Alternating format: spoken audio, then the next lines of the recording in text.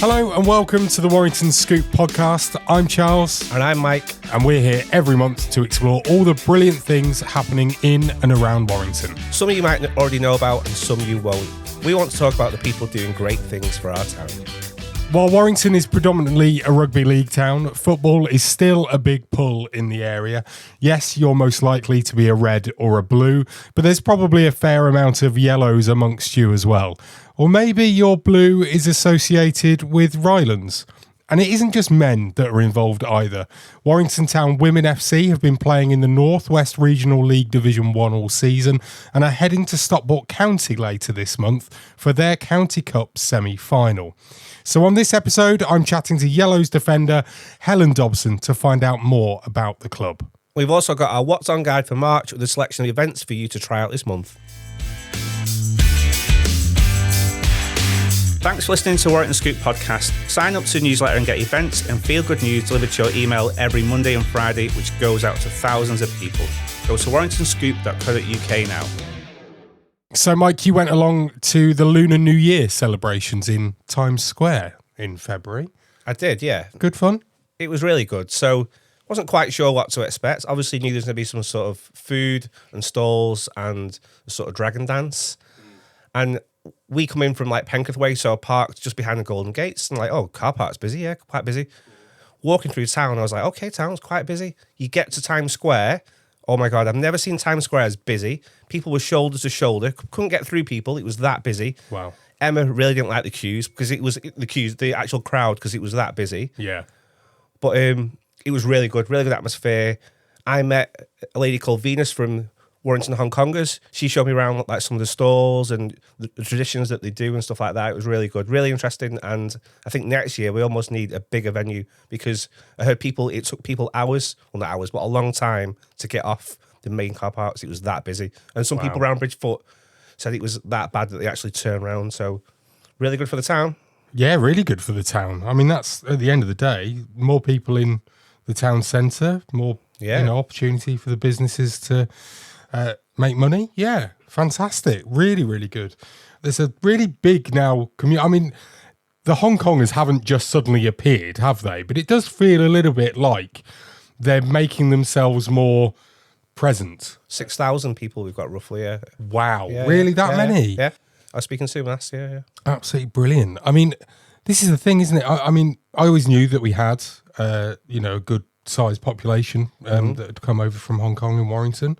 Didn't realise it was that many. And it does seem that they are just being much more active within the last sort of maybe year or so. Definitely. To have such a big event like that go on, I think really good for the town, as you said before. And obviously was really good fun as well. Yeah, it was great, absolutely great. Loads of food, which I didn't actually get to try because the queues are that big. Yeah. And I had a sort of limited time. I didn't actually get to try any, but yeah, all different foods you could try, craft stalls. Yeah, really good day out. So next year, I really hope it goes ahead again, but it almost needs to be spread out further around the town. I suppose this is the thing, isn't it? We have got a big enough town centre that you could have one thing happening in sort of Times Square, spread it out to the old fish market. Yeah. Even go inside the Golden Square, have it all the way around the town. There's plenty of little spots, isn't there, in amongst the town centre. Yeah. I suppose you could even go as far out as to sort of Bank Park. The problem with, I guess, Bank Park is that there aren't as many businesses, retail businesses and food businesses around that might pick up some of that extra trade. But yeah, it sounds like a really, really good day was had. Lots of sport has kicked off as well in the last month. The Wire, their season has begun. We beat Saints, which is always good. Always get, they're always a tough game. Always good to get off to a winning start. I know some people that went to the game and said they've made some improvements this year to the stadium. So the PA system is apparently a lot better. The lights a lot better. Oh, have you seen the display? No, I haven't actually seen it myself. It looks amazing. I've only seen the video, but oh my goodness, it looks incredible. Honestly, I'm like, wow, okay, brilliant. And yeah, good to see them get off to a winning start. They need a decent season, I would say, this year after last year's disappointment. Of course it is. Absolutely will be. And like you say, always good to beat Saints, no matter when or where it is. Also, they've brought in new drink offers, I believe, where if you're in the stadium before at a certain time, the drinks are cheaper to get people in earlier. And, you know, Nice. so Yeah. I think what they're doing there is really good this year. Yeah, it does sound it, doesn't it? Yeah. And of course, we're also coming towards the business end of the football season. Both Warrington Town and Warrington Rylands in the same league this season. Rylands so far doing a bit better. They're inside the playoff spots. Yeah. Warrington are a decent amount of points behind, unfortunately, but a good run. You never know. Could see both teams battling their way for promotion in the playoffs. Certainly looks like it's going to be an interesting end to the season for both of our clubs. How long's left in the season now? There's going to be about 10, right, maybe so 10 to 13 games right, left. Still quite a few, yeah. Getting towards the business end, but the exciting part of the season, isn't it? And as a Man United fan, Mike, I noticed that you did shave your hair, even though you only got 4 wins in a row. I have taken more of an interest in football this season because we've been playing well. Last year, I can't say I watched much You're football such at a all. fair weather fan. Oh yeah, 100%. I love it. Speaking about something else that you actually do love, food. Yeah. We all know how much Mike loves his food. Can't deny it. There's a Hickory Smokehouse going to be opening up in Bold Heath, which is like on the border, Warrington and St Helens, really, isn't it? I saw this was reported in The Guardian, I think. So I walked past and just took a picture of it, or a quick video, and was just like, oh, this is opening. I put in brackets Widnes because it's just outside of Warrington. And that's what the address says. But my God, no one cared about the fact Hickory's was open. The whole debate was like, it's not Widnes, it's Bold Heath.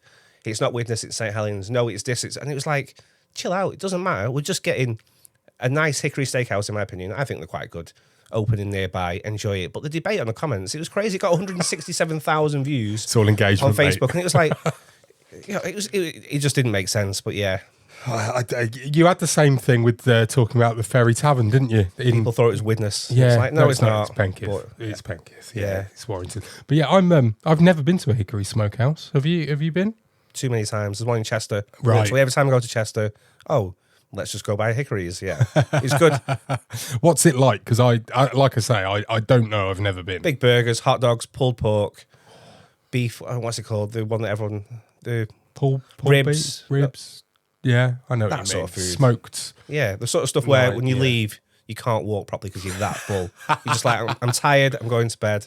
Yeah. So definitely want to drive to Yeah. then in that case. It's taking over the Griffin pub, isn't it? That's on, I want to say it's on Liverpool Road. Is it Liverpool Road?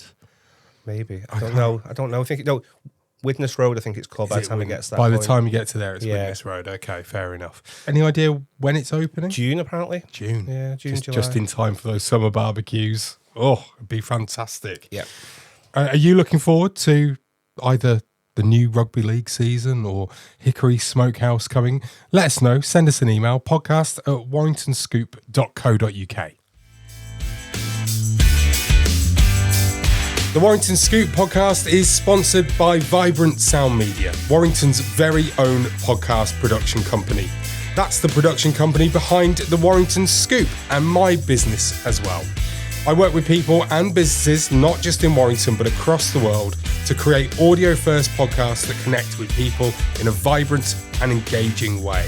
I'm always up for a chat about podcasting, so if you'd like to find out more about how it can work for you and your business, get in touch. Go to vibrantsoundmedia.com. With the Lionesses winning back-to-back European Championships and the Women's Super League being broadcast across Sky and the BBC, there's no doubt that women's football is on the rise. And if you're looking to get involved, we have our very own team here in Warrington. Warrington Town Women play in the 6th tier of the women's pyramid and are right at the business end of their current season. We invited defender Helen Dobson into the podcast studio at the outset to have a chat about the club and how their season has gone. Helen, welcome to the Warrington Scoop. It's great to have you here. You okay? Thank you. Yes, I'm all good. Thank you. So you are defender at Warrington Town Women FC. Yes. You've been there since the club started. And that was... Making me feel old already. 2013, this club started, although we did have another team before that, and it had a few names: Warrington Grange, Warrington Ladies. There was a few, and I joined that when I was the open age when I was 15, 16. But before that, we had an under 16s, under 14. So I've played football all my life. You play at Great Sankey Hub, I'm trying to work out exactly which pitch you'd play on. Could you stand in the car park and see? You could, yeah. Right, okay. People do come in because obviously you've got cars there. Yeah. But we were talking about possibly, because a lot of our teams in our league charge entrance fees. We're just going to get everyone standing behind the fence. Sorry, I've done it now, haven't I? No, but we did have, so we played last year, I think it was, in one of the cups, we played Liverpool under 21s. So some of them now might be playing for the actual Liverpool first team. And we lost. Although I scored the first goal, I'm going to say that. I've got to get that in. But we had 200 people watching us. And they were like back to back. And there's only one side really in Sankey that you can watch, which is the bit, for people to stand. So we did used to play at Tetley Walkers, but we always felt that the pitch didn't really work for, we're not blaming the pitch, but it just felt, I don't know, it just didn't feel right. And we always play better on Sankey. So that's why we moved from our under 16s team now play on Tetley Walkers. Right. So we've actually got an under 16s team as well, which is again another development for growth. Some of them are already playing for us, absolutely brilliant players as well. So a few young uns. It just goes to show the growth of the sport really in women, and it's great. Our league now, the standard is so much higher than it used to be 10 years ago, purely because there's a lot of academies now that are developing players. There's a lot more opportunities. So you've got these really, really good players that aren't quite getting into the top teams. They might not get into the development teams, but they're so good. So they're slowly dwindling their way down to the lower league. So our league is getting better and better. So it's the 6th tier of women's football. So it's Super League, or Women's Super League is tier 1. So that's the equivalent of the Premier League, just to make it easy for people to understand. You've then got the Championship level, so that level. You then, which is the FA Women's National League, which you've then got tier 2 and tier 3, and then tier 4. Yeah. So that's your equivalent of League 1, League 2, and the Championship, essentially. Yeah. And then we've got the regionalised leagues, which are tier 5 and 6. Yeah, so our league is called the North West Women's Regional Division 1 South. Yeah. So if we got promoted again into tier 5, we would be in the Premier. Yeah. And then if we got promoted again, we'd be in the North. So we would be like travelling to middle. Well, no, they're in the second league, but we'd be travelling quite far basically. Yeah, yeah. But they're the aspirations. Well, this is it. I mean, my team, Northampton Town, and their women's team, they were at the equivalent level of where you're playing now. Right, okay, yeah. 5 years ago. They won that league very, very comfortably, then went on and won promotion again out of the Premier Division, so then went into the FAWNL, or the Fornal, as I like to call it. So they're in tier 4, doing okay in there. They were very close to promotion last season. This season, not doing so well. But it shows how doable it actually is, but there is the step up from that regionalised league into the National League. Yeah. Is big. You've got to have a lot of investment. There was a team, it wasn't last year, it was the year before, called Withenshaw. So their owner bought Withenshaw, and what they did is they took most of the players from FC United of Manchester, which I think were in either the division above or the one above that of us.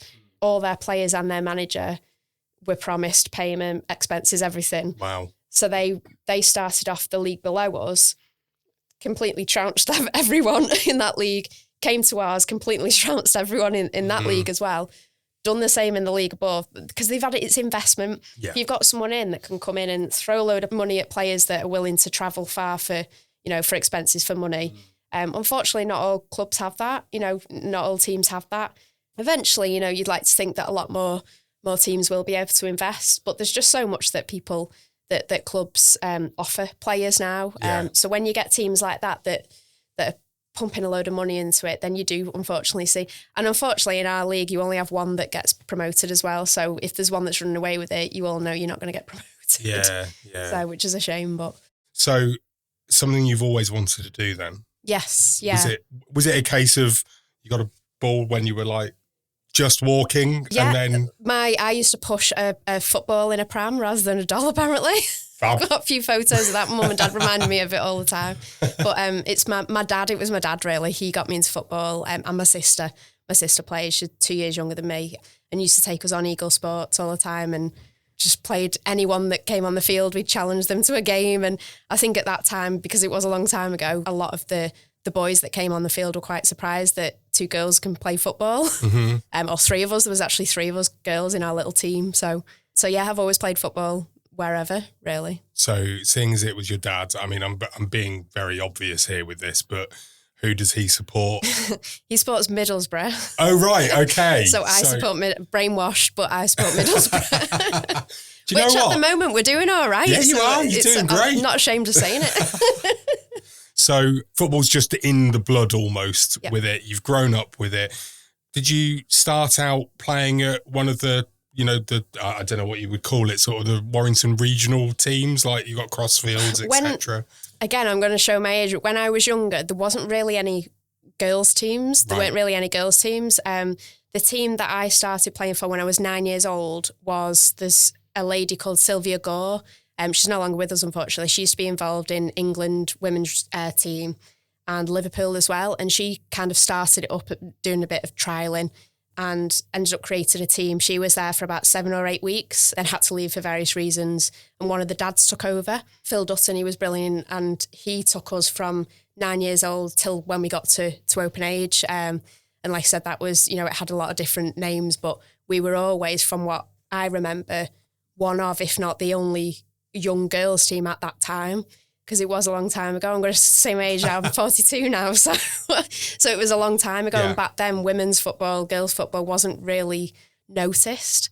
Just the growth of it now is from the Lionesses. Yes. The success from the Lionesses, that's what's grown the women's game. But the game's changed massively from when I was younger to what it is now. My first kind of sight or memory of women's football when I moved to Warrington, because the Women's Europeans were here in Warrington and England played at the Halliwell Jones. Yes, yeah. So what would have that been? That would have been 2003, 2004. Yeah, roundabout. And I went to one of the games because I was like, oh, okay, I didn't even know that this existed almost. Yeah. The way that women's football has moved on since even then, 20 odd years ago, is phenomenal. Yeah, really. It's changed a lot. It's got more awareness. It's got more respect, if you like. It's got more investment. I'm not one of these women that think the women at the top level should get paid the same as men because they don't bring the same revenue in. Yes, you do get a lot of sellout crowds with England, for example. The following's phenomenal from male and female spectators. But in terms of club level, they don't get the same revenue coming in. So in my opinion, they shouldn't be paid the same because they're not bringing, it's like someone, just a business, not bringing the same revenue in, they're not going to be able to pay their staff the same. But eventually when the revenue becomes level, then why not?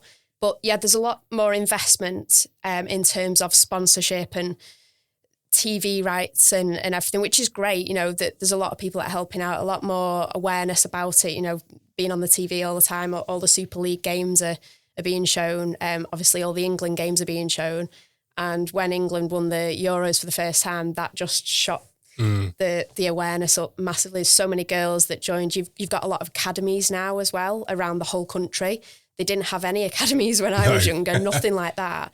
I often say to some of our younger players, you don't know how lucky you are now with all the opportunities you've got. We had hardly any. That girls team that I started up with, that was just set up because a lady who's involved in women's football decided to set one up on Doe Green and Penketh. So yeah, we were lucky that she set it up. Otherwise, I don't know. At school, we did have a girls team actually in the last year of primary school. But again, that was set up because we had a PE teacher, female PE teacher that wanted to set it up for us. And actually a couple of the male teachers were very good. So they were trying to push the awareness. So it always has been one of those sports for, the women's side that people have been wanting to push it. And you are right, like the awareness and the attitude towards it has changed a lot. There's a lot of males that come and watch us play. There's one guy in particular, Jack, who watches the men's Warrington Town, and he comes to every single one of our games, home and away. And it's brilliant. He loves it. It's just because it's Warrington Town. Yeah. He's just through and through Warrington Town and he comes to watch us and, he loves it. There's a lot of other males. So yeah, there is a difference, and the change in how men and women see the game has improved a lot. This season, as we record, there are 3 games left. Yeah. Potentially a 4th. Yeah. Fingers crossed. You never know. So Nantwich Town, all of them are away, by the way, just in case. But there's Nantwich Town, which is happening on the 1st of March. Yes, that's the next one, and they're top of the league at the moment, so it's going to be a tough game. And then the 8th of March, the rearranged game with Wirral Phoenix should Yeah. have been a few weeks ago. Yeah. And then it's the County Cup semi-final against Stockport County ladies, who are obviously I think they're 2 leagues above. 2 leagues above. Yeah. It's going to be a tough game. Yeah. But semi-finals of any cup is brilliant. Yeah. We played a few years ago. We played Tranmere, who were at the time 2. They might have even been 3 leagues above us, and we beat them in penalties. It was such a great day. So it's possible. Cups are, anything's possible in cups, isn't it? Absolutely. So you never know. When you look at the table, it Yeah. obviously doesn't look great. No, it doesn't. We struggled at the beginning of the season. We lost a lot of players through injury, a lot of key players, a couple long term as well. So that really affected us. But now we've got a full squad minus a few others, including me. They obviously don't need me. They're doing really well. And we've got, what's actually helped is the young ones coming up as well. So that's really helped. And as they turn 16, if we think they're good enough, we put them in there. And like I said, a few are actually playing already and regular first team players now as well. I think sometimes you struggle to get into it as well. Sometimes it takes a while to get into it, but now we've kind of found our way, and we know how we play. And our manager Sophie went on maternity leave, so she left, but then Mike and Monty, who've come in, have been absolutely brilliant. And all the coaches, Chris, Joe. I have to mention Charlie because Charlie's actually my stepson. I always say son-in-law for some reason. So, and he'd tell me off if I didn't mention him. So, but he helps out with coaching as well. We've been lucky really that we've had the right coaches. So we've just got better. Yeah. The last part of the season. So hopefully for the next season that'll improve and carry on. Yeah. So 7th place at the moment with those 2 league games left to go. Yes. 7 wins, a draw, and 8 defeats. So 19 points. The important thing to mention, so although there are 2 relegation spots in this division, the teams that are in 10th and 9th, I'm not going to name them because it would be mean, they don't have very many points whatsoever. No, you are we're clear safe. of relegation by a distance. Yeah. So although it doesn't, as I said, look great on paper, when you then look at the points differences between each of the teams, actually you're closer to the top than you are the bottom. Yes. Anyway. Yeah. I want to talk about, because obviously you're not being paid. No. It is a voluntary. Well, I don't like using the term voluntary. You want to play. Yeah, it's a hobby. It's a hobby. Yeah. So you want to play, but obviously you have to support yourself. Yes. So you've got your own business. Yeah.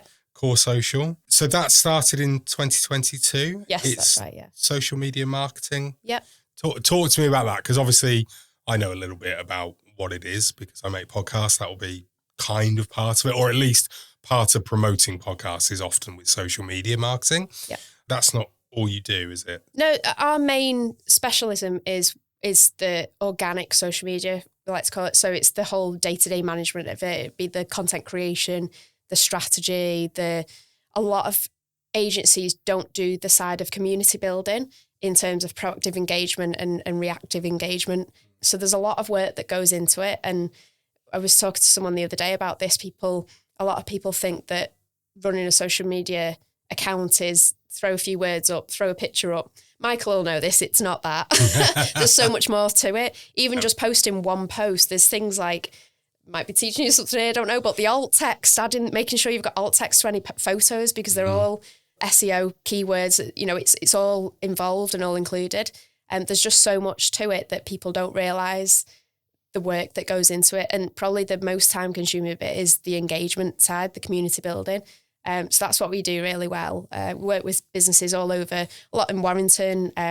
We were working with someone in Bali. Didn't get to go over there, unfortunately, but that was quite a good account as well. And in London. So really social media can be run from anywhere, can't it? Unless you're doing obviously content creation, it's slightly different. You need to actually be there. But yeah, so it's running the day-to-day management of businesses' social media accounts. And it's not just you. You've got No. one other person that works with you. 4 now. Yeah. Okay, sorry, that's my research No, not if going you went well. on the website, it's being done. It's being done Okay. up at the moment. So it does only show me and Sarah, who joined me 2-3 years ago now. I can't remember. She's brilliant. The whole team's brilliant. I'm really lucky, to be honest. So I've got Sarah, Amy, Tish, and Nicole's just joined us as an apprentice. So there's 5 in total, including me. Wow. As we said before, you play at Great Sankey Hub, so it's easy for people to get to. There is parking there and Free parking. all sorts. Easy way of you being able to go and watch them play. We will be putting details on the Warrington Scoop newsletter for the games that are coming up. I know that they're away from home, but then also for the following season, 26, 27. Oh, God. It's like when you've played a Football Manager game and you've got through 30 years and you're like, oh, this is the future. Now we're there. It's horrible. So, yeah, it's been really good to speak to you, Helen. Thank you so much for coming on. Thank you. Good luck for the rest of the season. Hopefully you might make it back, do you think, for one of those games? I've got a really annoying injury that won't go away. Okay. All right. Well, hopefully fingers crossed. You'll be back at some point. Yep. And pre-season and then another season. You never know. We'll see. You never know. We'll see. Brilliant. Thanks for coming on. It's been Thanks great for talking. inviting me. Thank you. You can find out more about Warrington Town Women by following their Instagram page. Just search Warrington Town Women. And if you're looking for help with your social media marketing, you can check out Helen's business at core-social.co.uk.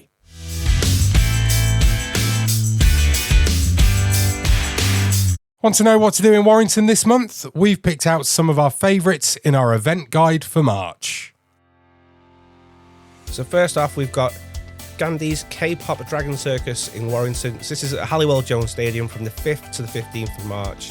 So it says, step into the spectacular world of Gandhi's K-pop Dragon Circus, a dazzling fusion of East meets West where magic, music and myth unite. Tickets start from $9.99, which I think is really good. Cheap for a family day out in the whole cost of living crisis we've got going on. So, good. That's good, I think.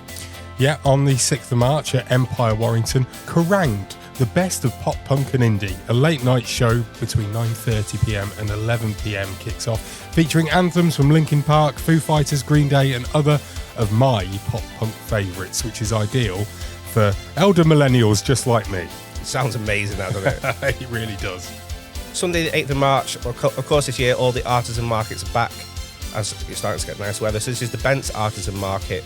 Bents is always amazing on its own, but Bents and the Artisan Market, well, what a great day out in my opinion. Yeah, absolutely.